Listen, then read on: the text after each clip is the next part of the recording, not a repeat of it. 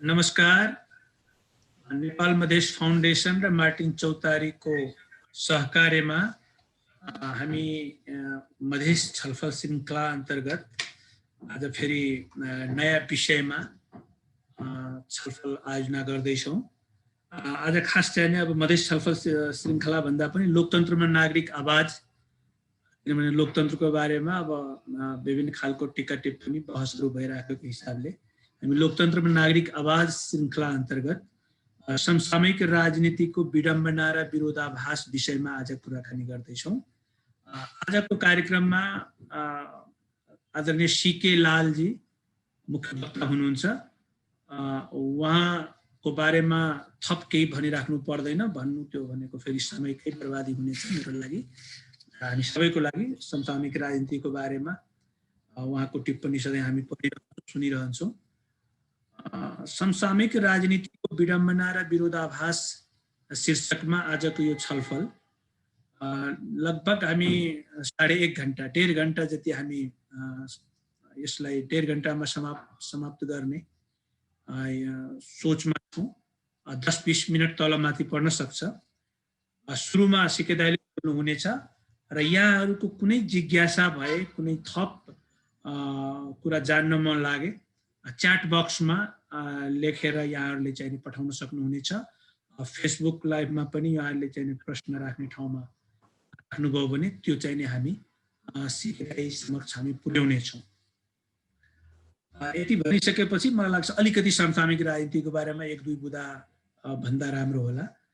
अहिलेको नेपाली राजनीति जहाँ पुगेको छ, यो खण्डको राजनीति 16 बुँदे सहमतिबाट सुरु भएको थियो, जसले 16 बुँदे षड्यन्त्र भन्दै आउनुभएको छ 2072 सालदेखि।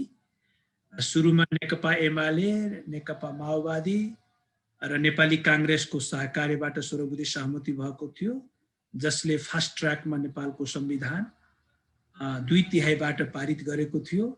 र त्यति बेलाको चाहिँ राजनीतिमा उपेन्द्र यादव, महन्त ठाकुर र राजेन्द्र महतोजीहरू त्यो 16 बुँदे सहमतिको विरोधमा हुनुहुन्थ्यो। 16 बुँदे सहमति मूलभूत रूपमा केपी ओली र पुष्पकमल दाहाल प्रचण्ड बीचको सहकार्यबाट सुरु भएको थियो।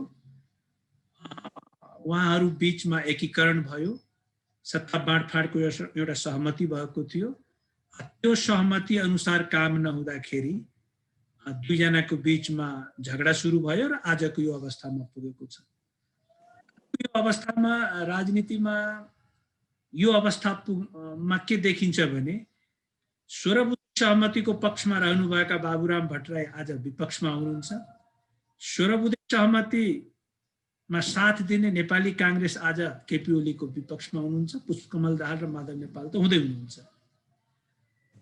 भोलिको दिन आज दुईटा पार्टी एक भएपछि नयाँ कुरा देखिएको थियो। आज दुईटा पार्टी दुई ठाउँमा गइसक्यो र नेताहरूको आफ्नो हिसाबले ध्रुवीकरण भएको छ। त्यसकारण चाहिँ समसामयिक राजनीतिमा अनेकौं विडम्बना र विरोधाभासहरू देखिएका छन्। यी सबै विषयमा आदरणीय सीके लाल दाइले सुरुमा 45 मिनट चाहिँ उहाँको प्रस्तुति रहनेछ र त्यसपछि हामी प्रश्नोत्तरमा फेरि जिज्ञासाहरू राख्नेछौँ। अब म सीके दाइलाई आमन्त्रण गर्दछु उहाँको आफ्नो कुरा राख्नको लागि। धन्यवाद तुला, धन्यवाद रुख।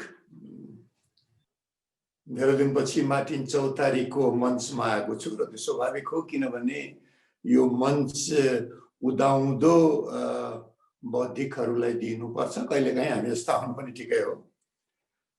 भोलि बुधबार तमु लोछार, उद्यौली, योमरी पुने, ज्यापु दिवस, धान्य पूर्णे, जो जस्तो किसिमले मनाउनुहुन्छ तपाईहरु सबैलाई शुभकामना।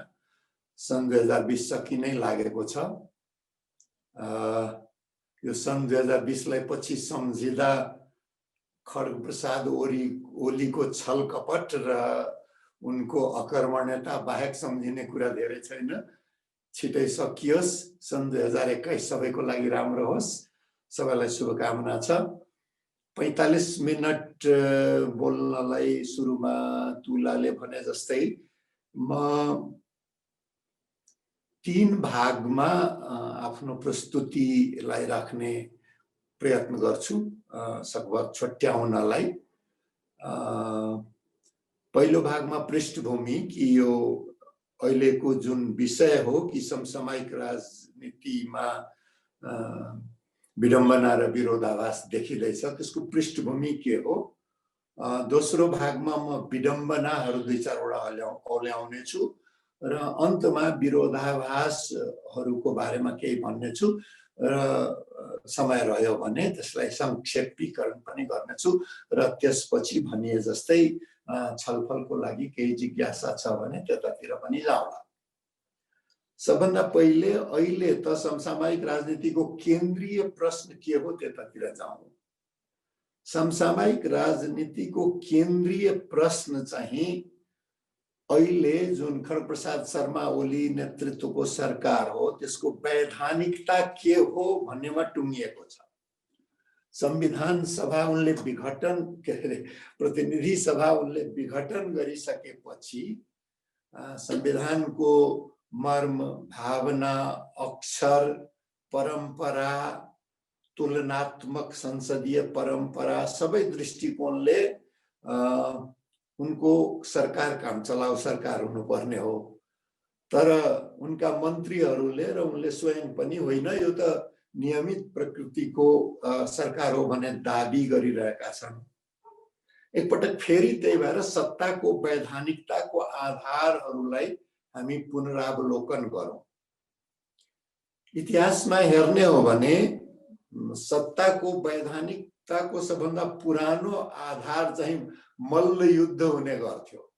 जो बलियो उसले कबिलामाथि समूहमाथि शासन गर्ने हो, रजौटा हुने हो र त्यसैबाट धेरै ठाउँमा यो मल्ल राज्यहरूको परम्परा पनि आएको हो। दोस्रो पनि भौतिक क्षमतामा नै आधारित थियो जसबाट गोर्खाका राजा लिगलिग दौडबाट भएको भन्छन्। त्यो पनि शारीरिक क्षमता नै थियो। पृथ्वीनारायण शाहको आर्जेको मुलुक पनि एक किसिमले खुकुरी बलियो भएर उनी नेपालका विजेता भएका हुन्। त्यो पनि भौतिक क्षमता र दैहिक बलमै आधारित वैधानिकता थियो। जङ्गबहादुरले त ठाडे भने जसको तरबार उसको दरबार भन्दाखेरि वैधानिकता कसको? जो बलियो छ उसको। कोतपर्वमा उनी बलियो भएर आए, उनको वैधानिकता स्थापित भयो। उनले आफूलाई श्री 3 महाराज घोषित गरे, श्री 5 का सँग बिहेबारीको सम्बन्ध स्थापित गरे, त्यति बेलाको बेलायत इस्ट इन्डिया कम्पनीसँग सम्बन्ध स्थापित गरेर उनीको वैधानिकता स्थापित भयो।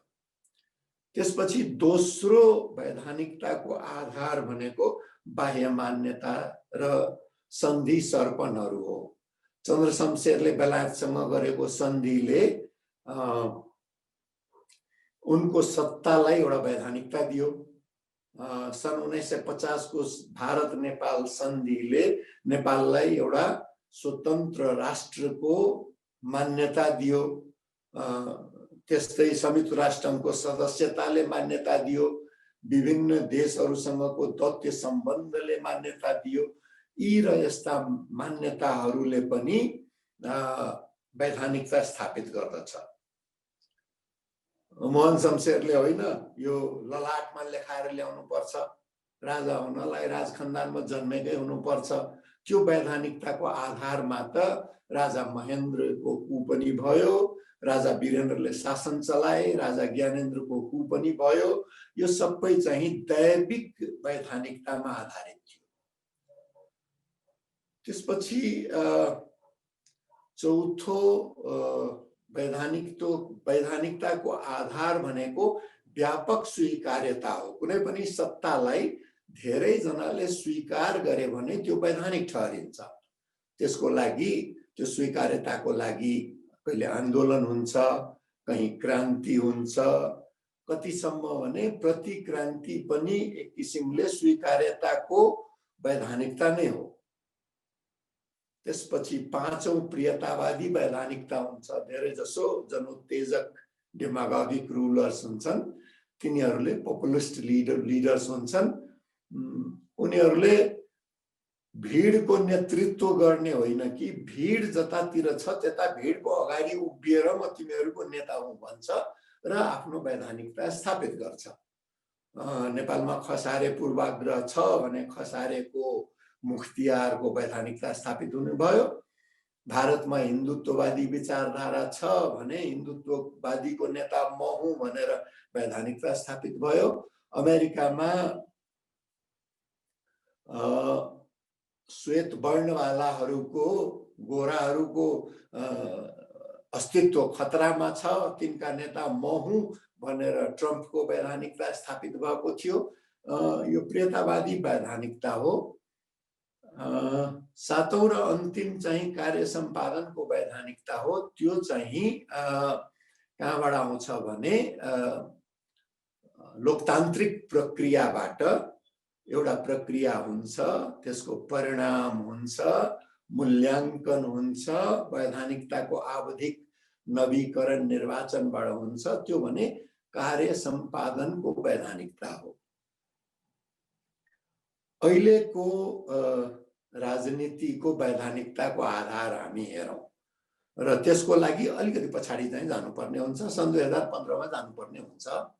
सन् 2015 को भुइँचालोको सङ्कटलाई अवसरको रूपमा प्रयोग गरेर 16 बुँदे षड्यन्त्र भयो। त्यसले संघीयतालाई मुल्तवीमा राखिदिएको थियो। केही नागरिकहरू अदालतमा गए र अदालतको एकल न्यायाधीशको बेन्चले होइन, अन्तरिम संविधानको मर्म र भावना विपरीत नयाँ संविधान जारी गर्न पाइँदैन भनेर गरेपछि अनि बल्ल संघीयता सुनिश्चित भएको हो। यद्यपि अरू कुराहरूमा अदालतमा पनि पुगेको होइन र अदालतको व्याख्या पनि नआएको हुनाले अन्तरिम संविधान भन्दा धेरै मुद्दामा सहभागितामूलक प्रजातन्त्र होस् कि अथवा समानुपातिक समावेशिता होस् कि अथवा जनसङ्ख्या आधारित प्रतिनिधित्व होस् कि अथवा सीमाङ्कनमा सामर्थ्य र पहिचानलाई आधार बनाउने कुरा होस् कि एक किसिमको आधा प्रतिगमन जसलाई भन्छन् नि, प्रतिगमन आधा सचियो भने शब्दावलीलाई माधव नेपालले राजा ज्ञानेन्द्रको शासनकालमा लोकप्रिय तुल्याएका थिए। शेरबहादुर देउवाको प्रधानमन्त्रीमा चाहिँ मनोनयन र नियुक्ति पछि, जसमा तत्कालीन एमाले सामेल भएको थियो, त्यो आधा सचिएको प्रतिगमन थियो भने सन् 2015 मा आधा प्रतिगमन भयो। पूरा प्रतिगमन हुनलाई चाहिँ संविधान जारी हुनु पर्यो। 16 बुँदे षड्यन्त्रले आधा प्रतिगमन गर्यो। संविधान सन् 2015 को संविधान जारी भएपछि पूरा प्रतिगमन भयो। पूरा प्रतिगमन भएपछि वैधानिकताको आधार कतातिर मोडियो भने वैधानिकताको आधार गएर प्रियतावादमा मोडियो। त्यो कार्य सम्पादनको वैधानिकता चाहिँ रहेन। बाह्य मान्यता त कायम छ, दैविक मान्यता पनि एक हिसाबले कायम छ, किनभने सनातन धर्मलाई आधार तुल्याइएको छ। तर सहभागिताको वैधानिकता छैन, स्वीकार्यताको वैधानिकता छैन, मूल रूपमा कार्य सम्पादनको वैधानिकता पनि छैन। मूल रूपमा के छ भने प्रियतावादी वैधानिकता कायम छ। प्रियतावादी वैधानिकताबाट निर्वाचन पनि भयो, सरकारको गठन पनि भयो। दुई थरी कम्युनिस्ट पार्टीहरू सन् 70 का माओवादी र सन् 1990 को दशकका माओवादी, दुवै थरी माओवादी त माओवादी नै थिए। तत्कालीन झापालीहरू नक्सलवादीहरू पनि माओवादी हुन् र पुष्पकमल दाहालको रोल्पालीहरू, झापाली र रोल्पाली दुई थरी माओवादी हुन्। एउटा सन् 70 को माओवादी र अर्को सन् 90 को दशकको माओवादी। दुवै माओवादी एकै ठाउँमा आएर नेकपा दोहोरोको गठन भयो र नेकपा दोहोरोको वैधानिकता भनेको हुनलाई निर्वाचनको वैधानिकता भए पनि मूलतः यो प्रियतावादमा आधारित थियो। खस आर्यको वर्चस्व, मधेसीलाई, मधेस आन्दोलनलाई दबाएर हामी ठाउँमा राख्यौं, जनजातिलाई हामीले निहुराएर छोड्यौं, दलितहरूले बोल्न छोडे, महिला अधिकारलाई हामीले मानेनौं, कसैको सम्मान स्थापित हुन दिएनौं। त्यो आधारमा प्रियतावादी लोकरी च्याईको वैधानिकतामा आधारित सरकार छ र यसले अर्को सरकार खोजिरहेको पनि थिएन। समस्या कहाँनिर आइदियो भने यी दुई थरी माओवादी मिल्दाखेरि माओवादीको सिद्धान्त नै के हो भने कि त्यहाँ सरहाराको अधिनायकवाद त हुन्छ तर अधिनायकवाद बाँडिने कुरा होइन। अधिनायक भनेको जहिले पनि एउटा हुन्छ, त्यही भएर अधिनायकहरू हुँदैन।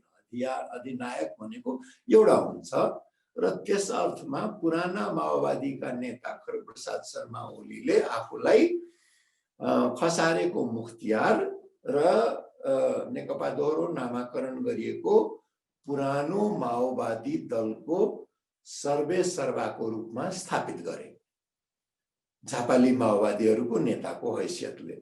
रोल्पाली माओवादीहरूको नेता भएका नाताले पुष्पकमल दाहालको दाबी के थियो भने म आत्मसमर्पण गरेको होइन, समझदारी गरेको हो र सम्भवतः त्यो समझदारीको प्रत्याभूति गर्ने पक्ष चाहिँ बाह्य मान्यता थियो। सम्भवतः चिनियाहरू थिए जसको आधारमा सी जिनपिङ विचारधारा प्रति समर्पित पनि भएको थियो नेकपा दोहोरो। तर आफ्नो आकांक्षा अनुकूलको ठाउँ यो नेकपा दोहोरोमा पाउने कुनै सम्भावना नदेखेपछि रोल्पाली माओवादीहरू झापाली माओवादीसँग चिरिएका। अर्को के भयो भने झापाली माओवादीहरू मध्ये नै अर्को एउटा जुन समूह थियो त्यो समूह कहाँबाट आएको थियो भने त्यो समूहको उद्गम झापाली माओवादबाट भए पनि अभ्यास संसदीय लामो कालसम्म गरेका भएकाले तिनलाई यो सर्वहाराको अधिनायक एउटा मात्र हुन्छ भन्ने मान्यता स्वीकार भएन। पूर्व प्रधानमन्त्रीहरू छन्, पूर्व प्रधानमन्त्रीहरूले वर्तमान प्रधानमन्त्रीलाई बढीमा सहकर्मी मान्छन्, कमरेड मान्लान्, अधिनायक सुप्रिमो मान्न तयार हुँदैनन्, सर्वेसर्वा मान्न तयार हुँदैनन्। त्यसले गर्दाखेरि आधारभूत प्रश्नहरू फेरि उठ्न थाल्यो। आधारभूत प्रश्न के उठ्न थाल्यो भने पहिलो संविधान सभाको विघटनसँगै आन्दोलनको वैधानिकता समाप्त भयो भन्ने झापाली माओवादी, होइन आन्दोलनको वैधानिकता कायम छ भन्ने रोल्पाली माओवादी। सहभागिताको कुरामा यो मतादेश मात्रै हो, यसलाई जनादेशको रूपमा अर्थ्याउन मिल्दैन, किनभने आन्दोलनको आदेश अर्कै थियो, मतबाट अर्कै आदेश भए हो। त्यस किसिमको यो विभाजित मतादेशको वैधानिकताको कुरा अर्कोतिर।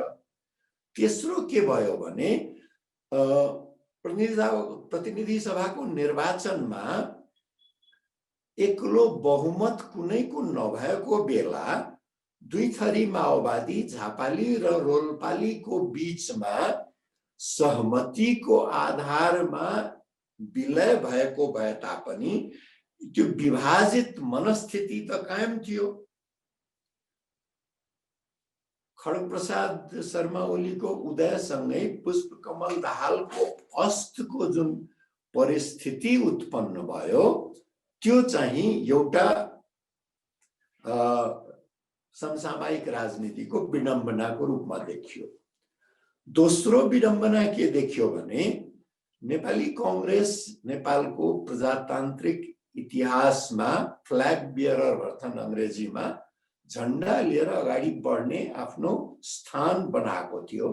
तर सन् 2015 को स्वरबुदे षड्यन्त्रपछि नेपाली कांग्रेसको तीव्र स्खलन भयो र खड्गप्रसाद शर्मा ओलीको सहयोगी दलको रूपमा रूपान्तरित भयो। इतिहास चाहिँ गौरवशाली, वर्तमान चाहिँ यत्रो दयनीय भएपछि त्यो अर्को विडम्बनाको रूपमा देखा पर्यो। तेस्रो विडम्बना के देखा पर्यो भने खोजेको राजतन्त्रको विकल्प हो गणतन्त्र। राजतन्त्र एकल केन्द्रीय थियो, त्यसैले बहुकेन्द्रीय बनाउन खोजेको। तर झापाली होउन् वा रोल्पाली, सर्वहाराको अधिनायकवादमा सर्वेसर्वा हुन्छ, अधिनायकवाद हुन्छ भन्दाखेरि केन्द्रीकरण नै हुन्छ। यो केन्द्रीकरण प्रधानमन्त्री खड्गप्रसाद शर्मा ओलीले पदभार ग्रहण गरेदेखि नै सुरु गरे। स्थायी सत्ता जुन छ, सेना, साहु महाजन, भृत्यतन्त्र सबैलाई के भयो भने यो एकल केन्द्रीय नै ठिक छ। त्यसैले संविधानमा संघीयताको व्यवस्था कमजोर नै रहे पनि भए तापनि तिनले यो केन्द्रीकरणलाई सहयोग पुर्याउन थाले। वैदेशिक शक्तिहरूलाई पनि के लाग्यो भने केन्द्रीकृत राज्य व्यवस्थामा आफ्नो अनुकूल शासन चलाउन सजिलो हुन्छ। त्यसैले अब भनौँ न, सी जिनपिङ विचारधारा लागू गर्न केन्द्रीकृत नेपाल कम्युनिस्ट पार्टी भयो भने सजिलो हुन्छ नि। स्थानीय सरकारमा गएर, प्रदेश सरकारमा गएर चीनको विचारधारा चलाउन त गाह्रो हुन्छ। त्यसैले ती पनि केन्द्रीकरणमा नै जोड दिने भए। भारतको हिन्दुत्ववादी सत्तालाई पनि के लागेको हुँदो हो भने यो विभिन्न केन्द्रहरू, उपकेन्द्रहरू भएपछि, सहकेन्द्रहरू भएपछि त हिन्दुत्व राजनीति गाह्रो हुन्छ। जनजातिमा हिन्दुत्व प्रतिको अलिकति असहजता देखिन सक्छ। त्यस्तै मुसलमानहरूमा असहजता देखिने भयो, नेपाली इसाईहरूमा असहजता देखिने भयो। अनि त जुन यो मतादेशले हिन्दुत्व लागू गर्नुपर्ने अवस्था थियो, त्यो बाटोमा त अड्काउहरू देखा पर्न सक्छ। त्यसैले भारतको हिन्दुत्व सत्ता पनि यो बहुकेन्द्रीयताको विरोधमा देखियो। त्यो विडम्बना देखियो। यो विडम्बना सँगसँगै अर्को एउटा के भने हाई कमान्ड कम्युनिस्ट विचारधारामा के हो भने अर्थ पुष्पकमल दाहाललाई पनि थाहा छ र त्यसको अर्थ खड्गप्रसाद शर्मा ओलीलाई पनि थाहा छ। त्यो भनेको के हो भने राजनीतिक संयन्त्रमा पूर्ण नियन्त्रण र कम्युनिस्ट विचारधारा अनुसार जसको हातमा नीति हुन्छ, उसकै हातमा संगठन हुन्छ, उसैले सरकार सञ्चालन गर्छ, उसैले वैदेशिक सम्बन्ध निर्धारण गर्छ, उसैले अर्थतन्त्र निर्देशित गर्छ। त्यो भनेको सर्वेसर्वा हो। अब सर्वेसर्वा भने एउटालाई मानिसकेपछि त आफ्नो राजनीतिक जीवनलाई नै तिलाञ्जली दिनुपर्ने हुन्छ।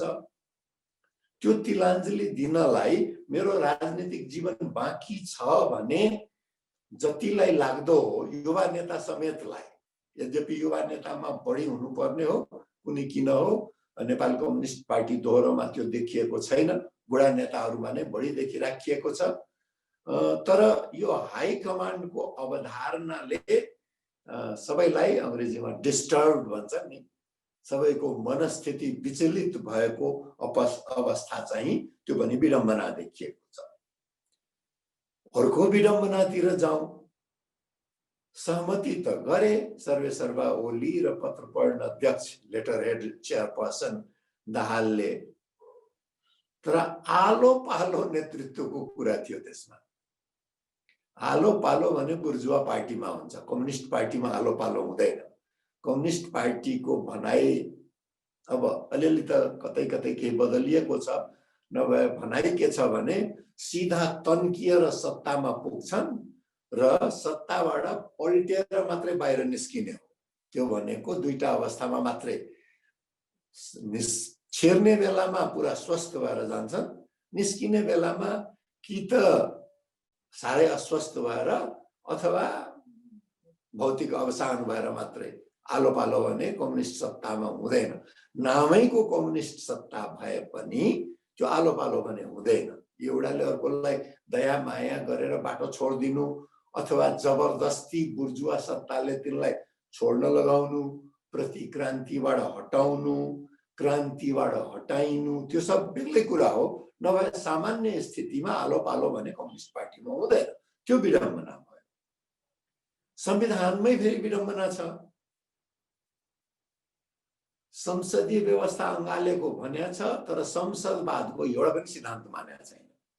वर्णशंकर संसदवाद, त्यो भनेको न जलचर हो न भूचर हो, उभयचर हो, कहिले पानीमा, कहिले भुइँमा, कहिले हावामा उड्ने। अब यस्तो संविधानलाई त जसले जसरी अर्थ्या पनि भयो र जुन काम अहिले भइरहेको छ। त्यसैले जे निर्णय आए पनि अदालतको त्यो चाहिँ सबैले संविधान अनुकूल नै छ भन्ने छन्। त्यसको पक्षधरहरूले, विरोधीहरूले संविधानको उल्टा गयो भन्ने छन् र दुवै ठिक हुनेछन्। दुवै के तीनवटै ठिक हुनेछन्। यो जलचर, भूचर र वायुचर सबैमा गुड्ने पनि, तैरिने पनि, उड्ने पनि गजबको राजनीतिक व्यवस्था चाहिँ छ। त्यो आफैमा एउटा विडम्बना हो। परम्पराको आधारमा पनि अरू संसदीय संविधानसँग तुलना गर्न मिल्दैन। शब्द र अक्षरको हिसाबले पनि मिल्दैन। त्यसले गर्दा के भयो भने शक्तिले संविधानलाई अर्थ्याउँछ। शक्तिमा जो छ त्यसले आफूलाई शक्तिमा निरन्तरता दिन खोज्छ। त्यो पनि स्वाभाविक भयो, त्यो विडम्बना भयो। त्यो शक्ति स्वाभाविक हो, राज्य सत्तासँग हुन्छ। राज्य सत्तासँग शक्ति भएपछि त्यो परिवर्तन गर्ने आन्दोलन बाहेक त अरू कुनै बाटो रहेन। तर राजनीतिक आन्दोलन त्यति सहज पनि हुँदैन, र त्यति सहज हुँदैन भनेपछि पृष्ठभूमि र विडम्बना पछि अब विरोधाभासतिर प्रवेश गरौँ।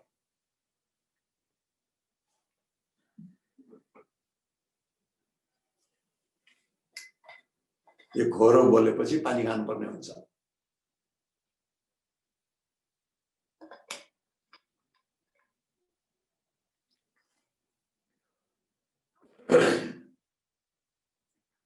अब राजनीतिक दर्शनको कुरा गर्ने हो भने हामी एकछिनलाई हेरौं, प्रतिपक्षबाट सुरु गरौं।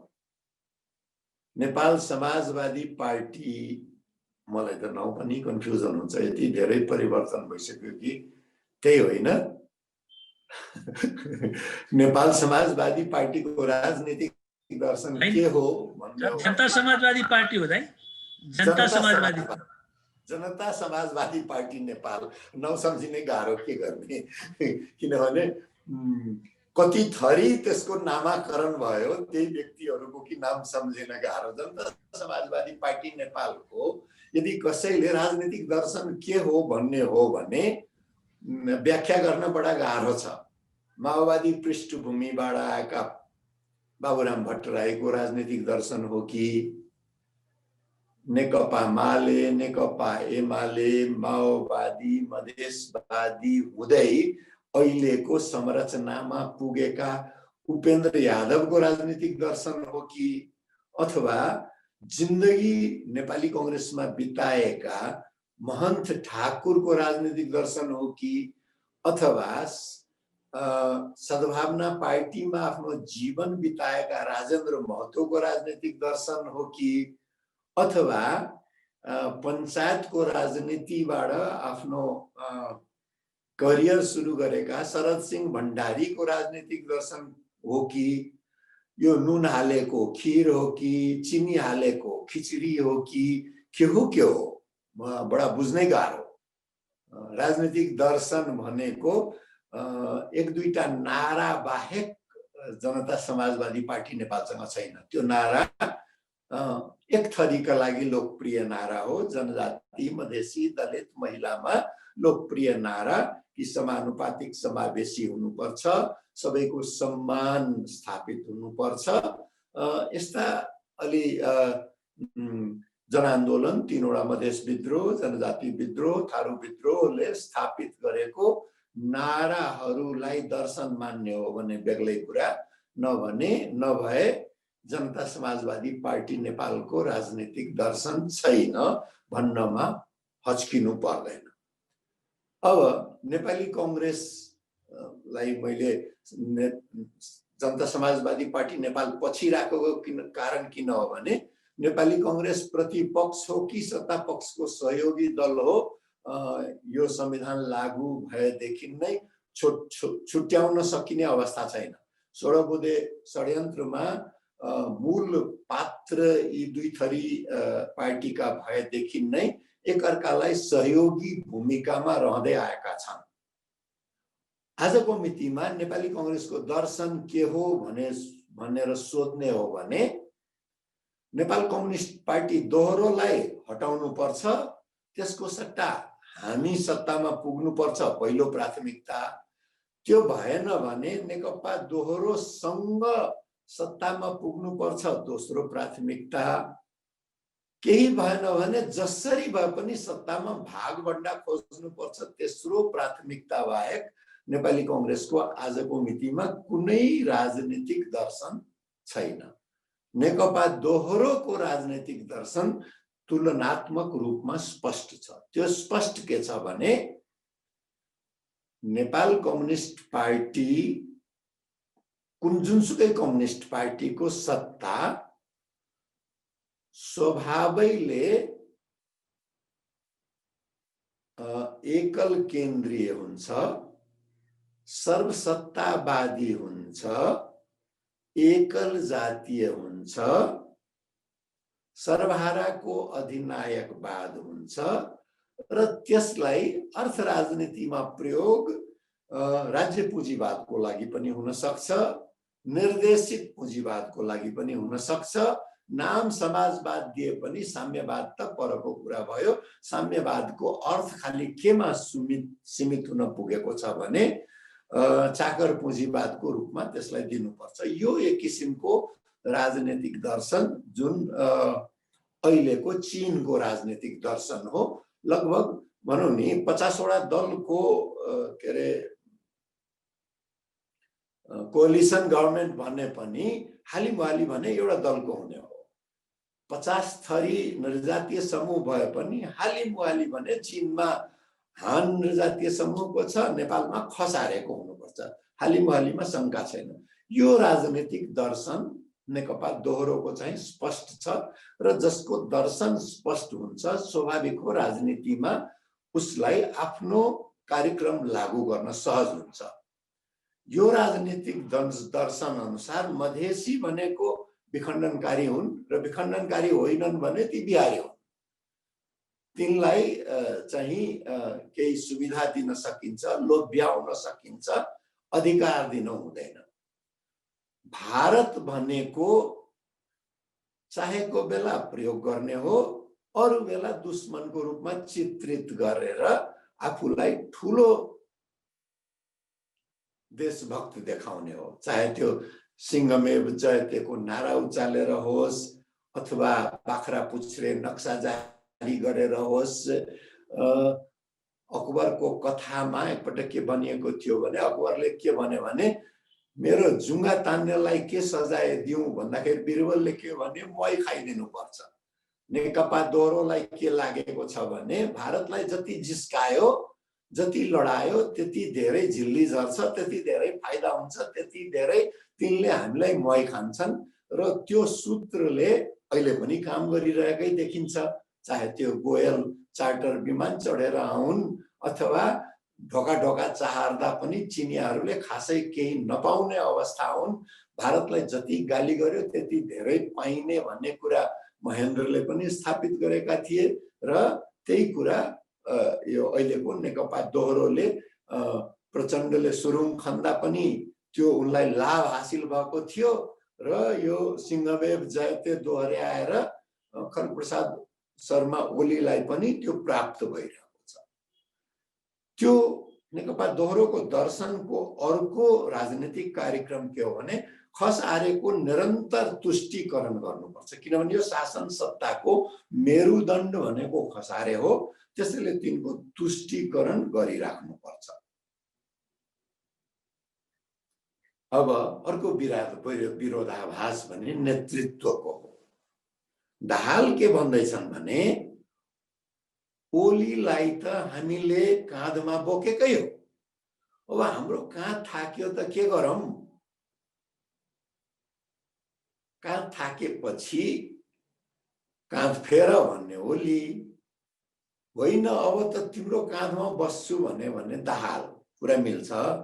यो दुईटा पनि के भने काँधै बदल्ने भएपछि त यदि दाहालको काँध थाक्या छ भने देउबा काँध थाप्न तयार हुन्छन् कि, अथवा तत्कालीन पूर्व एमालेका अरू नै कोही काँध थाप्न तयार हुन्छन् कि, अथवा स्थायी सत्ताले काँध थाप्छ कि, वैदेशिक शक्तिले काँध थाप्छ कि।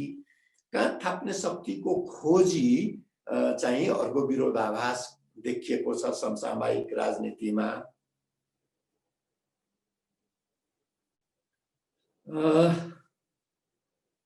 अब अर्को विरोधाभास राजनीतिक दर्शनको कुरा, दर्शन बढाएको कार्यक्रमको कुरा, नेतृत्वको कुरा गरिसकेपछि संगठनको विरोधाभास पनि कम्तीको छैन।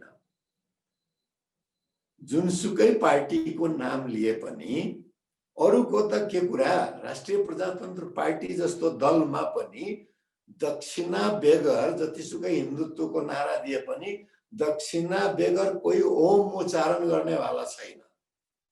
जनता समाजवादी पार्टी नेपालमा मधेसवाद भन्ने शब्द हराउने कि हराइ नै सक्यो क्यारे। त्यो हराएपछि त यत्रो मेहनतले स्थापित गरेको संगठन छैन, लाभ हानिको लेखाजोखा बेगर त्यो दलमा पनि कसैले केही काम नगर्ने रहेछ भन्ने कुरा त प्रदेश नम्बर 2 मा त व्यावहारिक रूपमै देखिँदैछ। नेपाली कांग्रेसको संगठन त अब ठेकदार साहबहरू, व्यापारीहरू, पूर्व कर्मचारीहरू, अवकाश प्राप्त सैनिक अधिकारीहरू, बुद्धिजीवीहरू, विदेशबाट फर्किएकाहरू, विदेशमा छोराछोरी पठाएर निश्चिन्त भएकाहरू, त्यो भनेको अत्यन्त सानो समूह हो। त्यो भनेको सबै आफैमा राजा बन्न चाहनेहरू हुन् र सिंहहरूको संगठन हुँदैन। तिनले आफ्नो आफ्नो क्षेत्र बाँड्छन्, क्षेत्रमा राज गर्न खोज्छन्, मिलेर संगठन चलाउन सक्दैनन्। बरु अपेक्षाकृत कम तहस नहस चाहिँ नेकपा दोहोरोको संगठन हो, किनभने तिनीहरूसँग समानान्तर संगठनको आड भरोसहरू छ। त्यो समानान्तर संगठनको आड भरोस भनेको कस्तो हो भने पेशागत समूहमा इन्जिनियरहरूको संगठन, डाक्टरहरूको संगठन, वकिलहरूको संगठन, प्राध्यापकको संगठन, वन उपभोक्ता संगठन, यातायात श्रमिकहरूको संगठन, त्यस्तै यातायात सञ्चालकहरूको संगठन, यति धेरै संगठन तत्कालीन एमालेले चलाएको थियो कि त्यो सेल्फ प्रोपेलिङ इनर्जी भन्छ, आफै अगाडि बढ्ने ऊर्जा तिनमा बन्दै जान्छ। त्यो आफै अगाडि बढ्ने ऊर्जाले गर्दाखेरि तत्कालीन एमालेको संगठन अद्यापि यो रोल्पाली माओवादी त्यहाँभित्र छिरे पनि, बरु रोल्पाली माओवादीको संगठन तहस नहस भयो, तर झापाली माओवादीको तत्कालीन एमालेको संगठन तुलनात्मक रूपमा अहिले पनि कायम छ। त्यसैले संगठनको मामिलामा विरोधाभास चाहिँ के देखिन्छ भने आन्दोलन गर्नेको संगठन बलियो हुनुपर्ने, शासन गर्नेको संगठन चाहिँ तुलनात्मक रूपमा बलियो देखिँदैछ। पाँचौं विरोधाभास जनसम्पर्कको छ। प्रतिनिधि सभा जिउँदो थियो र पो त्यहाँ विभिन्न किसिमको कुरा उठ्न सक्ने, यद्यपि उठिरहेको थिएन, सम्भावना थियो। त्यो नै अब मृत्यु भइसकेपछि त जनसम्पर्कको अरू आधारहरू उति साह्रो निर्माण गरेको, निर्वाचन पछि गएको वर्ष त कोभिडले गर्दा नै कोही जान सक्ने नै भएनन्। राजनीति कर्मीहरू मतदाताको समर्थकको घर दैलोमा पुगेको उदाहरण छैन। राजनीतिक गतिविधि शून्य, मफसल राजनीतिक गतिविधि शून्य भएकाले लगभग सबै मुख्यमन्त्रीहरू पनि प्रदेशका आधा भन्दा बढी समय राजधानीमा बिताउने अवस्था त उत्पन्न भएको थियो नि त। त्यो चाहिँ अर्को विरोधाभास छ। अर्को एउटा भनौँ नि जतिसुकै जे भने पनि मैथिलीमा एउटा उखान छ, सर्लो भुन्नी तर उके दुन्नी। भुन्नी माछा जस्तो सुकै होस् त्यो रोहु माछा भन्दा त दोब्बरै हुन्छ। अर्को मैथिलीकै उखान हो, हात्ती मरल त नमन्के, मरेको हात्तीको हाड मात्रै पनि बडा उपयोगी महँगो हुन्छ। त्यसैले नेपाली कांग्रेस हो यो सत्तालाई चुनौती दिन सक्ने सम्भावना भएको। तर भइरहेको के छ भने नेपाली कांग्रेसका अधिकांश नेता, तर अध्यक्ष शेरबहादुर देउबा भएको हुनाले उनलाई नै पात्र बनाउनु पर्छ। उनलाई पात्र बनाउने हो भने उनको सूत्रवाक्य चारवाक दर्शनको हो। भस्मीभूतस्य देहस्य पुनरागमनं कुतः, त्रयो वेदस्य कर्तारौ भण्ड धूर्त निशाचरा।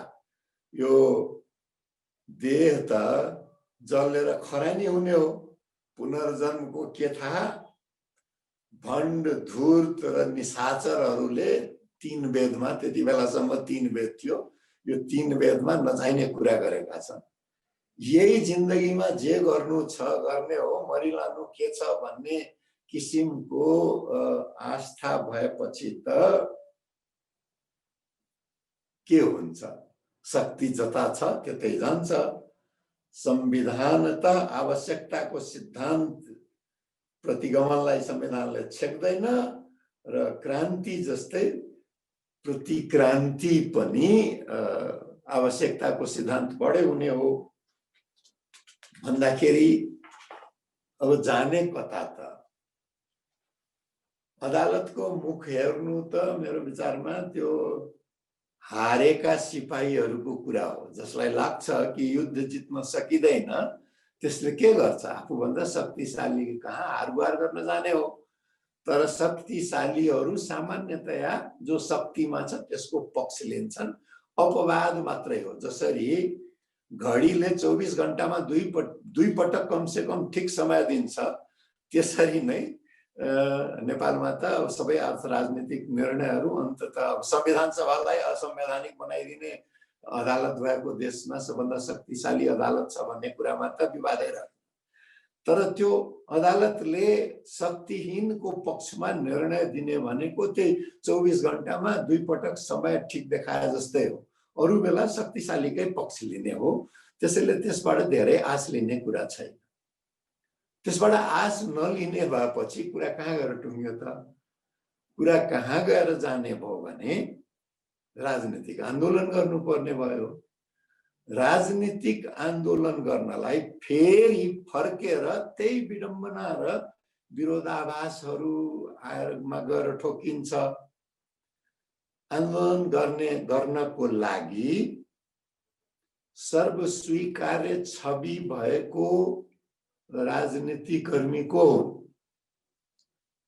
आन्दोलन गर्नको लागि वैकल्पिक राजनीतिक दर्शन, जस्तो कि यो सत्ताले समानुपातिक समावेशिता सुनिश्चित गरेन, हामी गर्छौं। यो सत्ताले जनसंख्यामा आधारित प्रतिनिधित्व सुनिश्चित गरेन, हामी गर्छौं। यो सत्ताले सारभूत संघीयता पहिचान र सामर्थ्यमा आधारित ल्याएन, हामी ल्याउँछौं। यस्तो किसिमको वैकल्पिक कार्यक्रम दिने आँट छैन कुनै पनि राजनीतिक शक्तिसँग भन्दाखेरि आन्दोलन कसले गर्ने? तेस्रो कुरा, आन्दोलन गर्नको लागि नेतृत्व र दर्शनपछि संगठनको आउँछ। सबभन्दा बलियो संगठन भएको शक्ति सत्तामा छ, विरोधी शक्तिहरू छरिएका छन्, संगठन शून्य छन्, तिनले कसरी आन्दोलन गर्ने? चौथो, वैदेशिक सहयोगको कुरा आउँछ। वैदेशिक सहयोग कतातिर छ भने तपाईहरुले सुनिराख्नु भएकोहरूलाई अखबार पढिराख्नु भएको होला। टेलिभिजन हेरिराख्नु भएको होला, तपाईहरु सबैलाई थाहा छ कतातिर छ भनेर। आन्दोलनको लागि अर्को भनेको जनताको मनस्थिति हो। कोभिडबाट रोजगार गुमाएको, भविष्य अँध्यारो देखिरहेको, आन्दोलन जब भविष्य आजभन्दा भोलि राम्रो हुन्छ भने देखिने भयो भने जनता आन्दोलित हुन्छ। त्यस्तो त देखिँदैन त। निराश जनता गुजारा गर्नेतिर लाग्छन्, रोजीरोटीको व्यवस्था गर्नेतिर लाग्छन्, सहजै आन्दोलन गर्नेतिर लाग्दैनन्।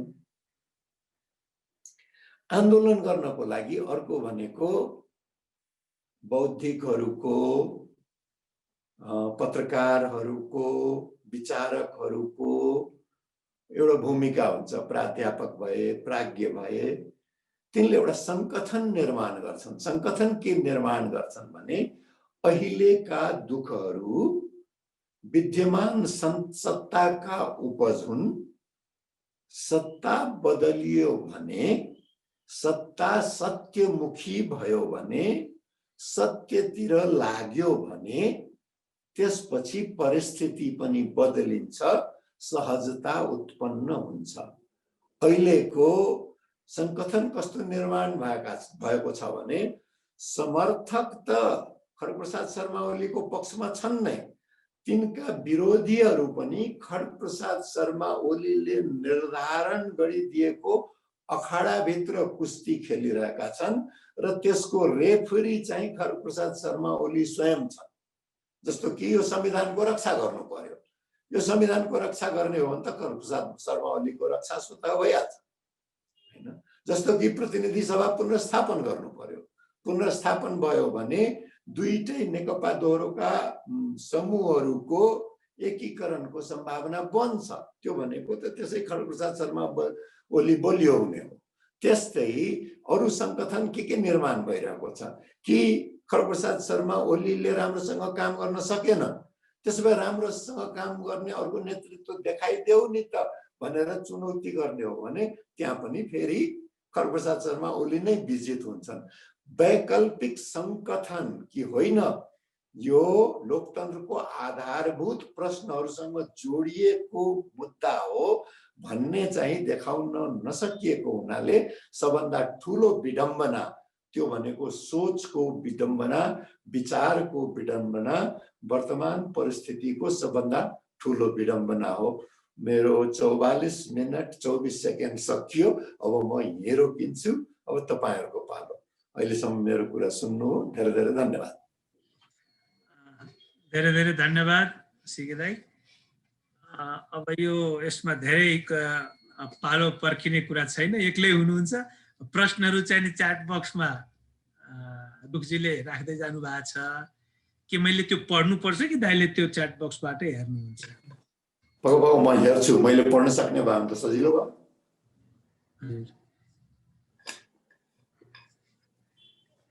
मेरो स्क्रिनमा देखिया छैन, म हेर्छु खोलेर।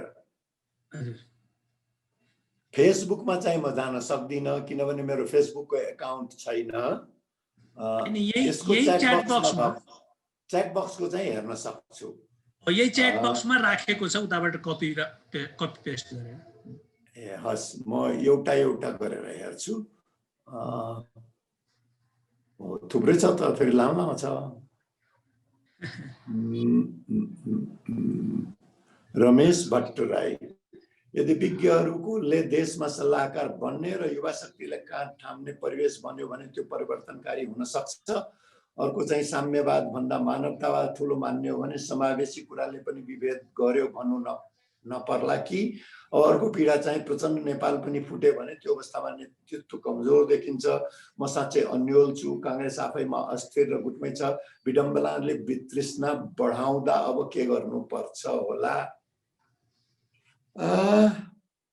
सबभन्दा अप्ठ्यारो काम त यस्तो अवस्थामा संयम राख्नु हो।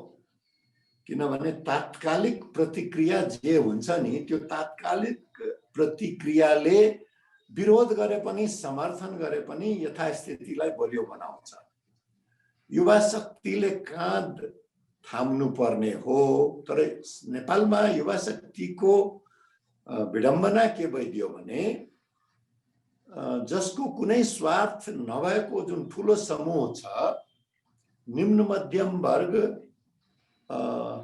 अरब, मलेसिया, कोरियातिर छन्, मध्यम वर्ग युरोप, अमेरिकातिर छ, केही सक्नेहरू अस्ट्रेलिया, क्यानाडा, न्युजिल्यान्डतिर छन्, कतै कुनै आय उपाय नभएका भारततिर छन्। नेपालमा बाँकी रहेका युवा मध्ये कहाँ अवसर पाइन्छ र त्यो अवसरबाट आफूले कसरी लाभ लिने भन्नेको बाहुल्य छ। अपवादले नियम बन्दैन, अपवादले त नियम साबित हुने हो। त्यसैले नेपालमा बाँकी रहेको युवाबाट जसरी नेतृत्व बाँडिएको छ त्यसरी नै ती पनि बाँडिएका छन्। तिनको आफ्नो संगठन छैन, विचारधारा स्पष्ट छैन। यो वैश्वीकरणको शिक्षा व्यवस्थाले पनि स्वतन्त्र सोचलाई बढावा दिएको छैन। त्रिभुवन विश्वविद्यालयले इन्टरमिडिएट कोर्स हटाएर यो 12 कक्षा ल्याएदेखि नै के भएको छ भने शिक्षामा गरिएको लगानी असुल उपर गर्ने उपाय भनेको कि त बजारको शरणमा पर्नुपर्छ कि सरकारको शरणमा पर्नुपर्छ। स्वतन्त्र सोचमा लागेर जोखिम उठाउनु हुँदैन भने मनस्थिति हाबी छ।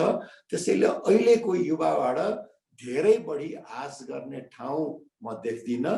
अनि म जहिले पनि के भन्छु भने संयम अपनाउने हो, प्रतीक्षा गर्नु, कहिलेकाहीँ केही नगर्नु सबभन्दा ठुलो काम हुन्छ। भोल्टेको प्रसिद्ध उक्ति छ एउटा कि मान्छे बौलाएको बेला इलाज गर्ने हो, समय बौलाएको बेलामा बारीमा गोडमेल गरेर बस्ने हो।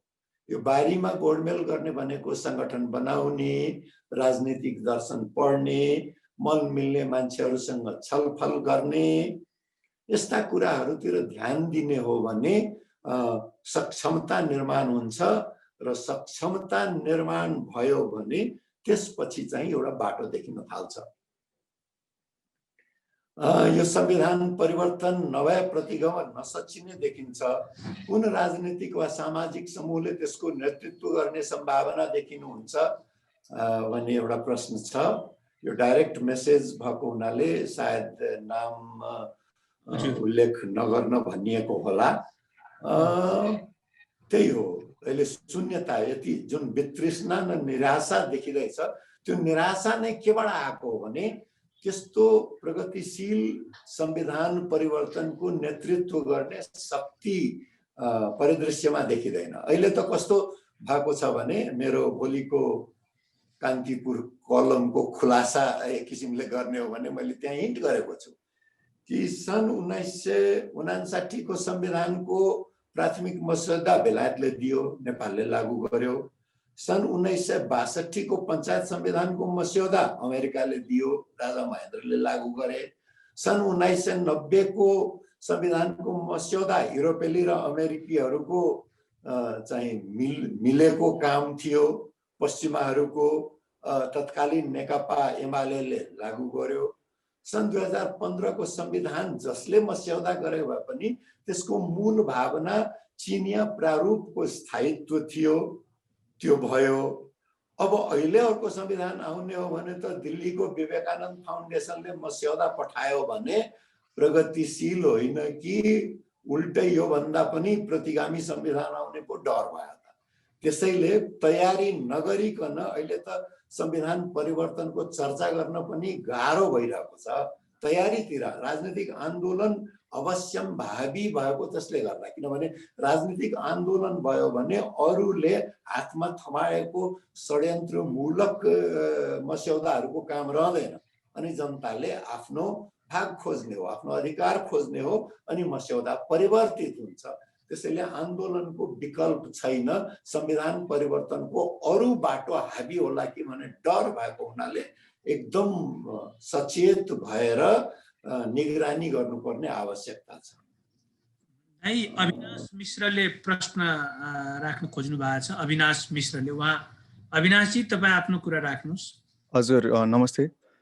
नमस्ते। मैले सोध्न खोजेको कुरा चाहिँ अब हामीले यो नेपाल राजनीतिमा धेरै बेरदेखि देख्दै आएको कुरा चाहिँ के देख्यो मैले भन्दाखेरि यो जति नेताहरू पनि छन्, जति पोलिटिसियनहरू छन् हाम्रो, उनीहरू कसै पनि आफ्नो विचारधारा आफ्नो आइडियोलोजी प्रति एउटै आइडियोलोजीमा नबस्ने खालका चेन्ज भइराख्ने खालका छन्। अब पहिला के अरे सिपिएन तपाईँको एकीकृत नहुँदाखेरि युएमएल थियो, माओवादी थियो होइन, मार्क्सिस्ट लेनिनिस्ट भन्थे आफूलाई। तर त्यो चाहिँ अब कस्तो यो स्टालिनिस्ट नेसनलिजम जस्तो आइडियोलोजी अहिले देखिन थाल्यो यिनीहरूमा। कङ्ग्रेसको पनि त्यही छ, बाबुराम जस्ता मान्छेहरू पनि 2015मा साइन गरिहाले अनि अहिले आएर चाहिँ लोकतन्त्र यस्तो भयो उस्तो भयो भन्छन्। यो आइडियोलोजी इन्कन्सिस्टेन्ट भएर चाहिँ यस्तो समस्या आइरहेको हो कि? अनि त्यो भएपछि अब यो संविधान जस्तो एउटा फिक्स डकुमेन्ट नभएर न्युजिल्यान्ड बेलायत जसरी चलिरहेको छ त्यसरी चलाउनु पर्ने हो कि देश? धन्यवाद अविनाशजी। म तपाईँ कहाँ आउँछु, पहिले यहाँ भएको प्रश्नहरूलाई सम्बोधन गरौँ। अनि देवेश झाजीको प्रश्न पनि फेसबुकबाट छ। मधेसी जनताले अहिलेको अवस्थामा कुन पार्टीलाई विश्वास गर्दा राम्रो? मधेसी जनता भनेको एक थरी मात्रै होइनन्, मधेसी जनता धेरै थरी हुन्। जसरी नेपाली जनता धेरै थरी हुन्, संसारमा धेरै थरी हुन्। मधेसी दलितको छनौट एक थरी हुन सक्छ, मधेसी सवर्णहरूको छनौट अर्को थरी हुन सक्छ, मधेसी महिलाको अर्को थरी हुन सक्छ।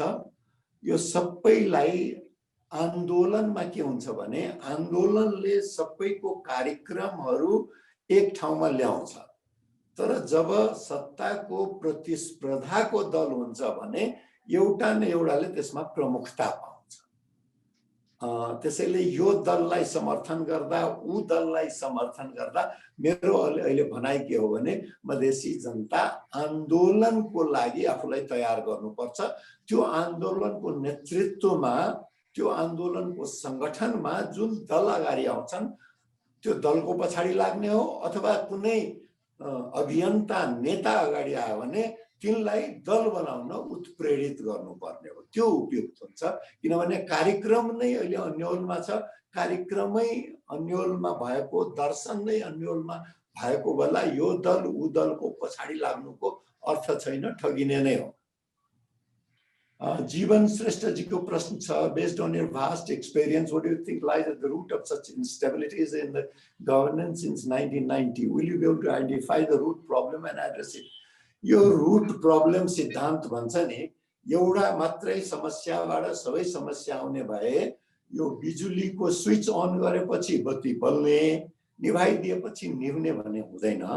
राजनीतिक समस्याका पछाडि विभिन्न सामाजिक, सांस्कृतिक, आर्थिक कारणहरू रहेका हुन्छन्। सामाजिक रूपमा हाम्रो जातीय व्यवस्था धेरै हदसम्म कारक तत्त्व छ। खसारे भनिएको, बाछेद, बाहुन क्षेत्री दशनामी जसलाई भनिएको छ, तिनलाई के लाग्छ भने हामी शासन गर्नलाई नै जन्मेका हौँ, बाँकी भन्नेको पनि आफ्नो कुरा सुनाउने हो र तिनले त ठाउँमा बस्न सिक्नुपर्छ। एउटा कारण त्यो हुन सक्छ। त्यसलाई हटाउन सामाजिक आन्दोलन चाहिन्छ। सांस्कृतिक रूपमा यो हिन्दू धर्मको हालिमुहाली छ। यो भनेको त असली हिन्दुस्तान हो। असली हिन्दुस्तान भएपछि त्यहाँ के हुन्छ? एकल जातीय वर्चस्व हुन्छ, छत्रीले शासन गर्ने हो, बुद्धि बाहुनको हुन्छ, दशनामीको ऊर्जा हुन्छ, जनजातिले सेवा गर्ने हो, मधेसीले सहेर बस्ने हो, दलितको ठाउँ पैताला मुनि हो, नारी भनेको त दोयम लिङ्ग हो, अझ परालिङ्गीको त कुरै नगरौँ। यस्ता सांस्कृतिक मान्यताहरू दोषी छ। त्यसको विरुद्धमा सांस्कृतिक आन्दोलन गर्नुपर्नेछ। अर्थ राजनीतिमा जुन यत्रो व्यापक असमानता छ त्यसका विरुद्धमा आर्थिक आन्दोलन गर्नुपर्नेछ। समग्रमा राजनीतिक क्रान्तिको विभिन्न आयामहरू हुन्छन्। नेपालमा राजनीतिक क्रान्ति भएको छैन। क्रमिक परिवर्तन हुन्छ भनेर आश गरेर हामी सन् 1950 देखि निरन्तर काम गर्दै आएका छौँ। क्रमिकले पनि नहुने चाहिँ होइन, तर त्यसको लागि चाहिँ प्रयासमा रोकिन भएन। यहाँ के भइदियो भने हामी एक पाइला अगाडि सर्छौँ, दुई पाइला पछाडि फर्किदिन्छौँ अनि प्रतिगमन हुन्छ। हुनुपर्ने के भने दुई पाइला अगाडि एक पाइला पछाडि भए पनि एक पाइला अगाडि गएको ठहरिन्थ्यो। त्यो पटक पटक रोकिँदै गएको छ।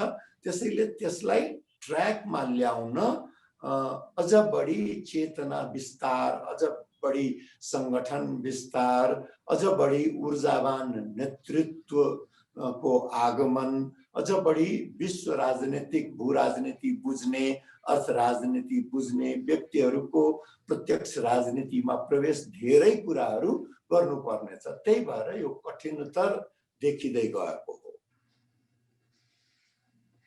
Subhang, wonderful. So good to see you here, Subhang.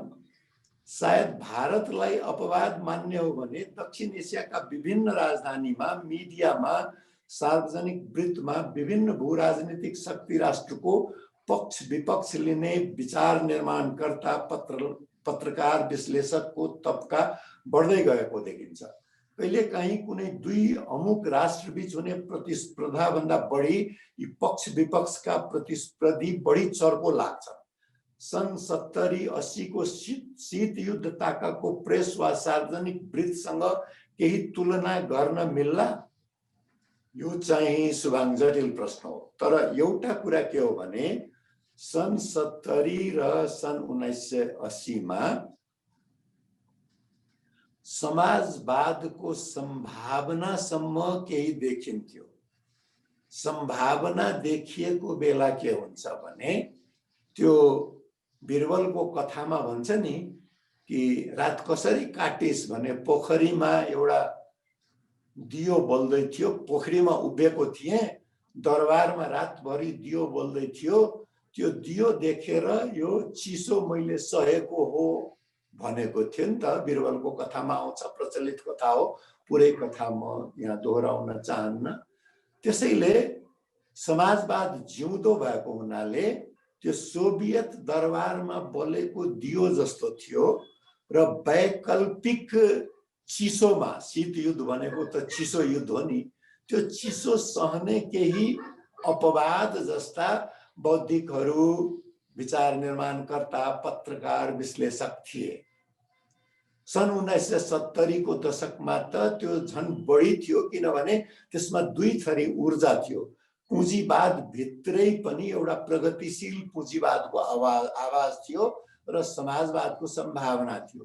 सन् 1980 मा समाजवाद केही संकुचित हुँदै गए पनि त्यो दरबारको दियो जस्तो सम्भावना थियो। सन् 1989 पछि कस्तो हुन गयो भने समाजवादका पक्षधरहरूमा हारेको मनस्थिति छ। हारेको मनस्थिति भएकाहरू आफ्नो व्यक्तिगत ठाउँ सुरक्षित गर्न खोज्छन्। जब वैचारिकबाट प्रतिद्वन्द्वता व्यक्तिगत हुन पुग्दछ, व्यक्तिगत लाभ हानि, आफ्नो जीवन मृत्यु, आफ्नो नयाँ गाडी वा साइकल बेच्नु पर्ने अवस्थाको बीचमा द्वन्द्व हुन्छ भने त्यो चाहिँ त एकदमै हिंसक पनि हुन्छ, एकदम एक अर्कोमा आक्षेप लगाउने किसिमको पनि हुन्छ। अंग्रेजीमा एउटा भनाइ छ, lower the stake fiercer the competition. Stake नै यति लो भएको छ, यति व्यक्तिगत भएको छ कि एक अर्कोलाई गाली गलौज गर्ने प्रवृत्ति दक्षिण एसियामा मात्रै किन, लगभग सबै ठाउँमा, भारतमै पनि, भारतलाई पनि म खासै अपवाद मानिरहेको छैन। अघि नै मैले प्रस्तुतिमा भने जस्तै हिन्दुत्वको राजनीतिले, हिन्दुत्वको अर्थ राजनीति पनि भनौँ अझ, त्यहाँ आम पार्टी भनेको केजरीवालको आम आदमी पार्टी होइन। आम पार्टी भनेको अडवाणी होइन, अम्बानी, अडानी र मोदी पार्टी। यो अम्बानी, अडानी, मोदी पार्टीले जुन परिधि निर्धारण गरिएको छ त्यो अखाडामा कुस्ती खेल्न जानेहरू जति छन् त्यो सबै यो आम अर्थ राजनीतिलाई मानेर छिर्ने हुन्। त्यसैले भारत पनि अपवाद छ जस्तो मलाई लाग्दैन। उत्तम सुवेदीको प्रश्न, नेपालको राजनीतिको गतिरोधको निकास के होला? हे ठोरी के राम, उनीलाई सोध्नुपर्छ। ठोरी के राम। मलाई त यो एउटाले हार मान्नु पर्यो, हार मान्ने चाहिँ कोही तयार छैनन्, कि त सम्झौता हुनु पर्यो, सम्झौता गर्न तयार छैनन् भन्दाखेरि बाहिरियाले आएर मिलान गरिदिनु पर्यो। त्यो चिनियाहरू आफ्नो बुद्धि खपाउँदैछन्, अब भारतीयहरू पनि भित्रभित्र खपाइरह होलान्, अमेरिकीहरू पनि खपाइरह होलान्। तिनले एउटा बाटोको नक्सा कोरिदिएपछि त्यतै जाने त होला नि, अब हामीले भनेर नहुने भयो। सोहन डाक्टर शाहको एउटा प्रश्न छ, Is it good time to start writing the obituary of the world's best 2015 Constitution of Nepal? Or whatever happened, the Constitution would go on and on? यो मैले वीरगन्जमा एउटा कथा सुनाएको थिएँ, फेरि यहाँ दोहोऱ्याउँछु किनभने कतिपयले यो सुन्नु भएको छैन होला। एउटा गाई थियो बाटोमा, आँखाको डाक्टर आयो र यसो हेर्यो, ओहो आँखा त देख्दैन, यो गाईको आँखा खराब छ। त्यसपछि एउटा हड्डीको डाक्टर आयो, यसो हेर्यो, हड्डी मोडिन गाह्रो हुँदै गएको छ, यसको हड्डीमा गडबडी छ। अर्को कानको डाक्टर आयो र घन्टी बजायो कानमा गएर, ओहो यो गाईले त कान सुन्दैन, कानको इलाज गर्नुपर्छ। एवं रीतिले मुटुको डाक्टर आयो, मुटुको चाल चाहिँ छैन, यसको इलाज गर्नुपर्छ। अन्तमा एकजना भेटरिनरी डाक्टर आएपछि ओहो यसको रोग त ठम्ब्याउनै गाह्रो भयो, एकचोटि चाहिँ टेबलमै गएर अपरेसन गरेर हेर्नुपर्छ। अन्तिम आउने किसान थिए, उसले भने यो गाई अब मरिसक्यो, यसलाई लगेर त अब गाड्ने बाहेकको काम छैन।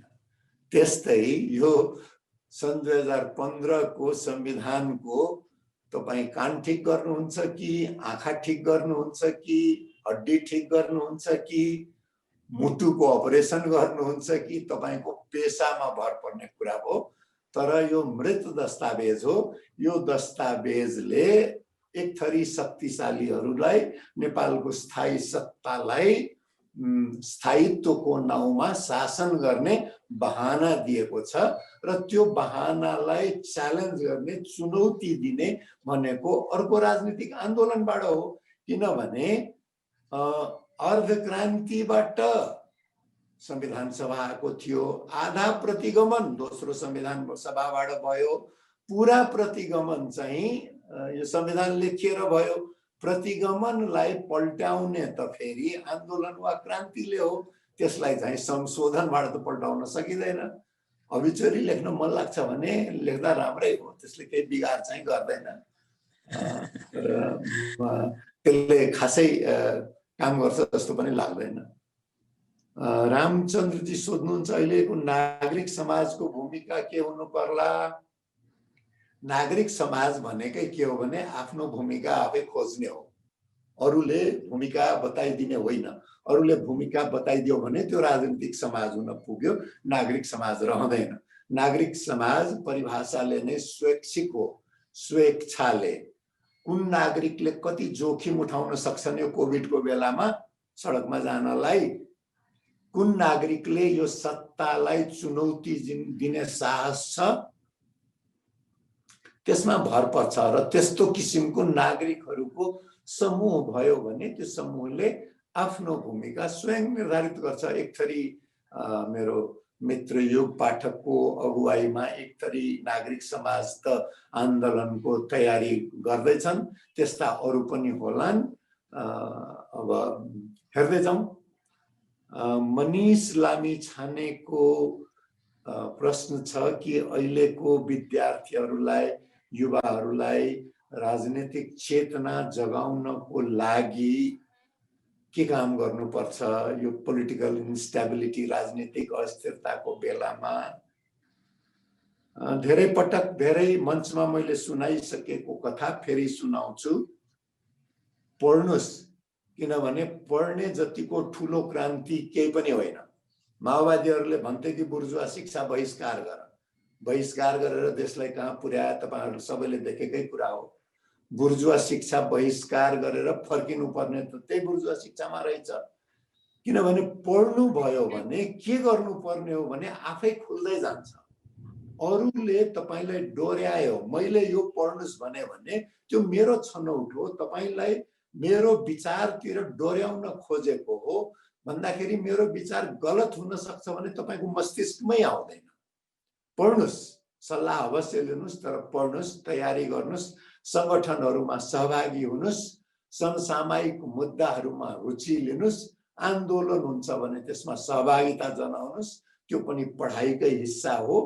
तयारी जापानीहरुको उखान छ कि मलाई चाहिँ कसैले 1 घण्टा दाउरा चिर्नलाई दियो भने 45 मिनेट त्यो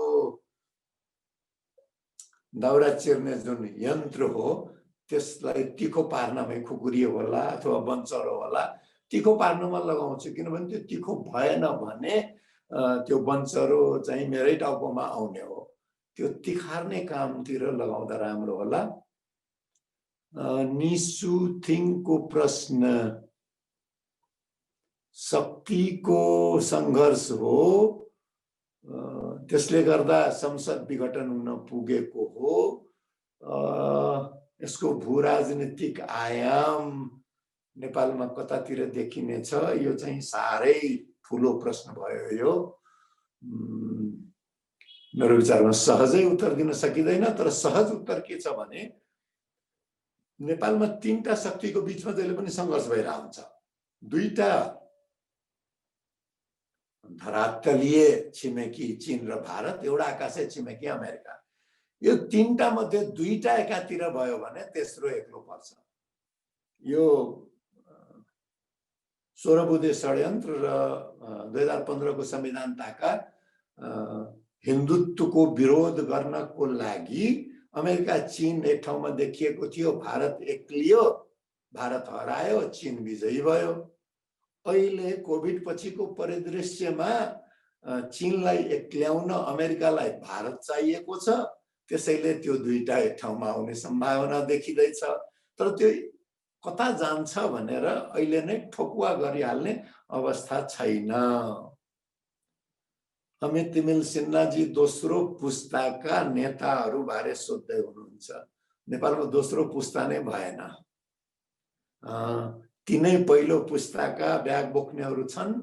न नयाँ विचार छ केही, न संगठनको शक्ति छ, न जनतामा जाने ऊर्जा छ, न अन्तर्राष्ट्रिय सम्पर्क छ, न अध्ययन पुगेको छ। खाली 2-4 वटा कसैले मार्क्सवादी सूत्र कण्ठ पारेका छन्, कसैले चाहिँ यो प्रजातन्त्रवादको नाउँमा सूत्रहरू कण्ठ पारेका छन्। त्यो कण्ठ पारेको सूत्रले त धेरै अगाडि त लाँदैन। अब सायद आउलान् कि भन्ने आश गरौँ। र सायद यो अन्तिम प्रश्न अविनाश मिश्रजीको हो कि यो विचारधारा बदलिएर परिवर्तन भएको हो। विचारधारा भनेको परिवर्तनशील नै हो। राजनीतिमा के भन्छन् भने आस्था, कन्भिक्सन चाहिँ बदलिँदैन, किनभने त्यो कन्भिक्सन नै बदलियो भने त राजनीतिको साटो अरु काम गर्यो भने त आस्था एउटै रहन्छ। विचारधारा भनेको परिस्थिति अनुसार बदलिँदै जाने हो। जस्तो कि नेपाली कांग्रेसको आस्था प्रजातन्त्र थियो। प्रजातन्त्र भनेको के हो भने प्रजा, सार्वभौमिकता प्रजामा हुनुपर्छ र प्रजाले आफ्नो निर्वाचित जनप्रतिनिधि मार्फत त्यसको प्रयोग गर्छ। त्यो आस्था भयो। त्यो आस्थाको सन् 1950 को दशकको विचारधारा के थियो भने संवैधानिक राजतन्त्र अन्तर्गत त्यो चल्नुपर्छ, किनभने राजतन्त्रको एउटा ठुलो इतिहास थियो, छ अहिले पनि, सांस्कृतिक रूपमा उपस्थिति थियो। त्यसैले त्यो आस्था यथावत रहे पनि विचारधारामा संवैधानिक राजतन्त्र थियो। सन् 2000 पछि के देख्यो भने खास गरेर नारायण हिटी हत्याकाण्ड पछि कि त्यो राजतन्त्रको भूमिका अब रहेन। आस्था त यथावत थियो, तर विचारधारा बदलिएर लोकतन्त्रमा गयो र अन्ततः गणतन्त्रमा गयो। त्यसैले विचारधारा बदलिरहने नदीको पानी जस्तो, आस्था भने नदीको दुईटा किनार जस्तो स्थिर रहन्छ। आस्थालाई नागेर विचारधारा गयो भने त्यसले चाहिँ प्रलय ल्याउँछ। आस्था नदीको दुईटा किनारा जस्तो हो, तर विचारधारा चाहिँ पानी भए पनि निरन्तर बगिरहने पानी हो। नेपालमा उल्टा भइदिएको छ। विचारधारा चाहिँ स्थायी रे, मार्क्सवादी प्रजातन्त्रवादी के हो, आस्था परिवर्तनशील। नदी चाहिँ उही हो, किनार चाहिँ कहिले सानो पार्ने कहिले चौडा गर्ने। काठमाडौँको दबी खोलाको अथवा रुद्रमती खोला जसलाई टुक्चा पनि भन्छन्, रुद्रमती खोलाको जस्तो पानी के अरे ढल भइसक्यो, त्यसलाई सफा गर्ने फुर्सद छैन। किनारालाई चाहिँ कहिले साँघुरो बनाएको छ, कहिले चौडा बनाएको छ। त्यो चाहिँ समसामयिक राजनीतिको सबभन्दा ठुलो चुनौतीको रूपमा देखिएको छ। अब यसलाई अलि विश्लेषणमा गर्दै जाँदा त यो राजनीतिक दर्शनको ठुलो प्रश्न हो कि आस्थालाई स्थायी गर्ने तरिकाहरू के हुन्, विचारधारालाई गतिशील बनाइराख्दा राख्दै पनि त्यसमा फ्रेशनेस ताजापन ल्याउँदै पनि त्यसको के अरे प्रदूषण बढ्न नदिने उपायहरू के हुन सक्छ, त्यसमा विभिन्न जीव जन्तुलाई जीवित राख्ने उपाय के हुन सक्छ, त्यसको गति धेरै जोखिमपूर्ण नबनाउने उपाय के हुन सक्छ। यी राजनीतिक दर्शनका गहन प्रश्नहरू हुन् जसको लागि चाहिँ यस्तो गफगाफमा हल्का जवाब दिएर टर्दैन। त्यसैले मैले अहिलेलाई यति राखेँ।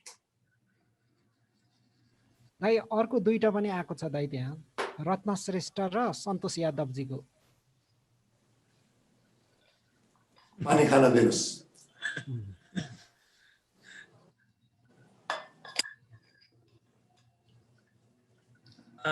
सिकेदा मेरो नि एउटा प्रश्न छ, एउटा राखौँ अनि लास्ट राउन्डमा 3टा प्रश्न एकैचोटि दाइले लिनुहुन्छ कि?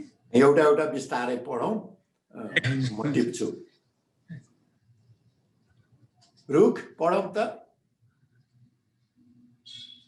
यहाँ त देखिएन स्क्रिनमा कुनै पनि।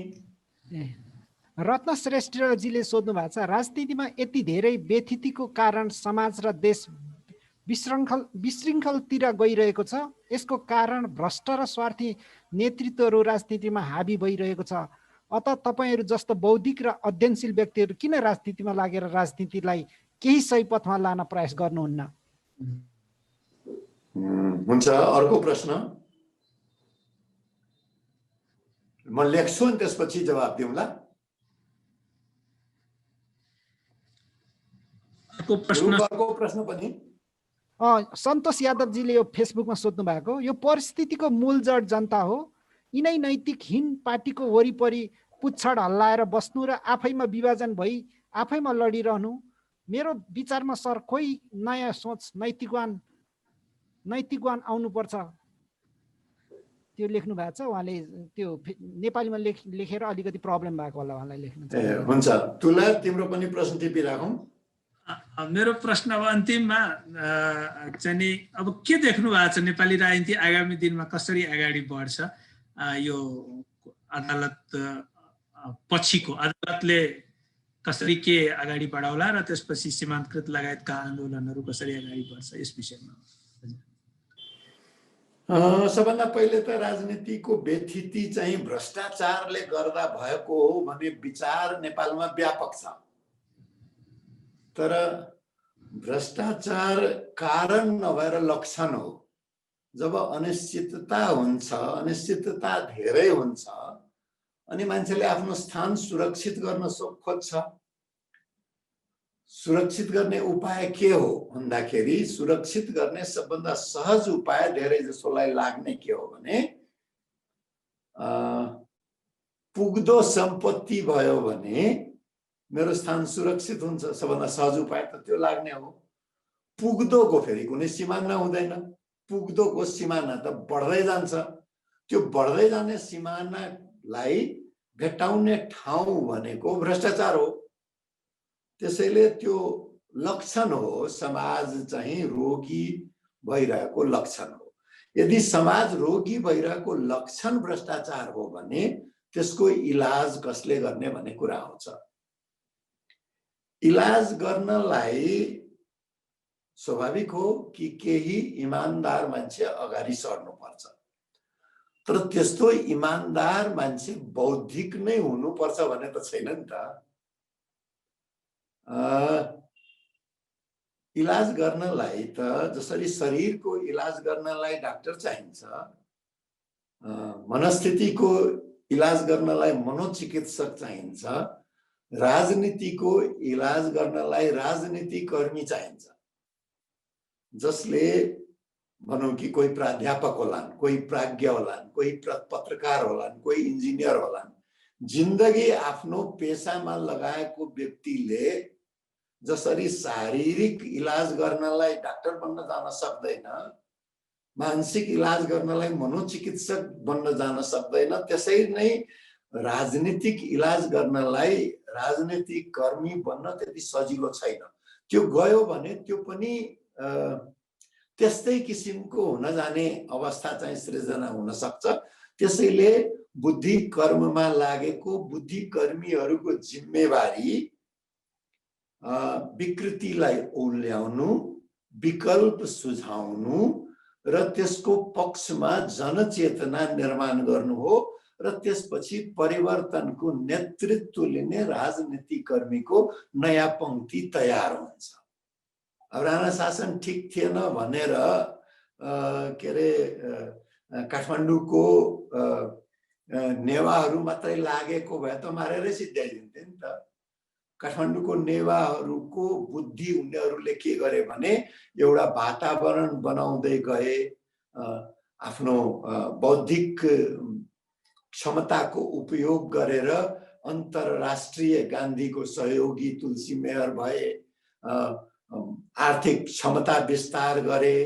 त्यसपछि गणेश मान्जी जस्तो नेतृत्व आयो, खस आर्यबाट बिपी कोइराला जस्तो नेतृत्व आयो, जनजातिबाट दिवान सिंह गुरुङ जस्तो नेतृत्व आयो, मधेसीबाट महेन्द्र नारायण निधि, रामनारायण मिश्र, शेख इद्रिस जस्ता नेतृत्व आए।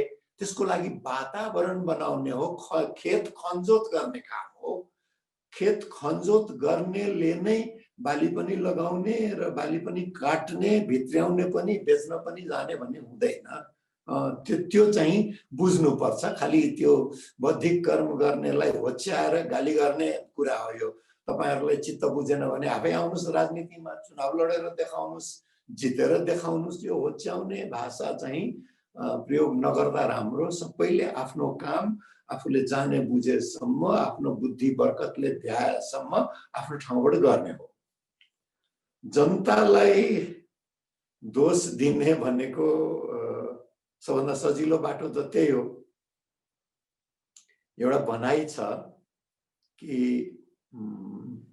सत्तालाई सत्य सुनाउने जिम्मेवारी यदि लेखक विचारको र प्रचारकको हो भने, सत्तामा राजा छ भने राजालाई सत्य सुनाउने, सत्तामा व्यापारी छ भने व्यापारीलाई सत्य सुनाउने, सत्तामा वैदेशिक शक्ति छ भने वैदेशिक शक्तिलाई सत्य सुनाउने, सत्तामा सैनिक शक्ति छ भने सैनिक शक्तिलाई सत्य सुनाउने, सत्तामा जुन दिन जनता हुनेछन् नि तिनलाई हामी सुनाउला कि भाइ तिम्रै दोष हो। अहिले सत्तामा जनता छैन, जनप्रतिनिधि छैन, छल कपटको सत्ता छ, कपटीहरू सत्तामा छन्। अहिले कपटीहरूलाई सत्य सुनाऊ, जनतालाई दोष नदिऊ। जनतालाई दोष दिने दिन पनि आउला कि तिमीहरू चाहिँ विचार गरेर मत देऊ। अहिले चाहिँ मतको महत्त्व भएको अवस्था नभएको हुनाले जनतालाई दोष दिन मलाई चाहिँ कमसेकम अलिकति असहज लाग्छ। तुलाको आगामी दिनको कार्यक्रम भने त्यो प्रश्नको उत्तर त मेरो विचारमा बाबुराम भट्टराईलाई अलि बढी राम्रोसँग थाहा होला कि मलाई के थाहा होला र त्यो। किनभने अनिश्चितता छ चारैतिर। आन्दोलनको आवश्यकता सबैले बुझेका छन्। आन्दोलनको लागि ऊर्जाको अभाव छ, आन्दोलन दबाउने शक्ति एकीकृत छ, आन्दोलन गर्ने शक्ति छरिएको छ। त्यसैले असहज परिस्थिति छ। असहज परिस्थितिमा आफूले गर्ने काम गर्ने हो र त्यो सबैको के अरे हिन्दू धर्ममा के भन्छन् भने सामान्यतया आँपको रुख रोप्ने हो भने आँपै फल्छ।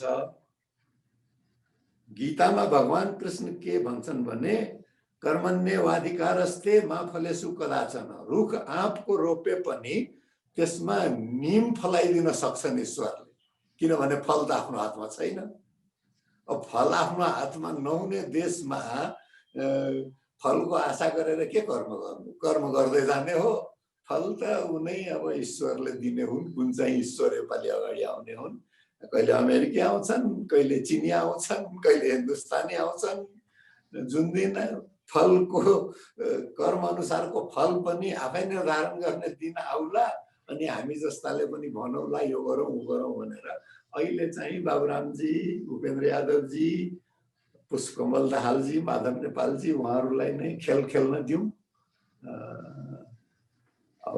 जसले जति नै खेल खेले पनि को जित्यो भन्ने बेलामा त फेरि ट्रफी कसले पाउँछ भने फेरि अर्कै छ। त्यो कथा बेग्लै छ, त्यतातिर अहिले नलागौँ। अब यता प्रश्न चाहिँ नि सक्यो दाइ। अब अन्तिममा केही भन्नुपर्ने छ भने भनौँ, नभए यसलाई अनि मेरो भन्नुपर्ने त त्यही हो कि जनता यो प्रजातन्त्र पटक पटक भनिएको कुरा हो, मैले नयाँ कुरा केही भन्ने छैन। Eternal vigilance is the price of democracy. निरन्तर निगरानी बेगर कुनै पनि समाजमा, चाहे त्यो अमेरिकामा निरन्तर निगरानी नभए त ट्रम्पको शासन चल्थ्यो नि त। निरन्तर निगरानी हो के। त्यो निरन्तर निगरानी, निरन्तर खबरदारी अलिकति पनि सुस्त भयो भने प्रजातन्त्र जान्छ। प्रजातन्त्रलाई माया गर्नेहरूले निरन्तर निगरानी गर्न सिक्नुपर्छ, लागिराख्नुपर्छ। फल जसको हातमा होस्, कर्म गर्न चाहिँ छोड्नु हुँदैन। त्यो बाहेक त नयाँ कुरा भन्ने मसँग केही पनि छैन। धेरै धेरै धन्यवाद सिके दाइलाई। मलाई लाग्छ सहभागी साथीहरू जो फेसबुकबाट सुन्दै हुनुहुन्छ, जुमबाट जोडिनु भएको छ, उहाँहरूको मनमा उठेका अनेकौं प्रश्नहरूको जवाफ आज हामी सबैले पाएका छौँ। कतिपय प्रश्नहरू थप जन्मिएका पनि होलान्। आजको कार्यक्रम हामी यही समाप्त गर्छौँ। फेरि पनि धेरै धेरै धन्यवाद सिके दाइ लगायत हामी सबै सहभागी साथीहरूलाई पनि धन्यवाद दिन चाहन्छौँ। कार्यक्रम समाप्त भएको जानकारी गराउँछु। सबैलाई धन्यवाद।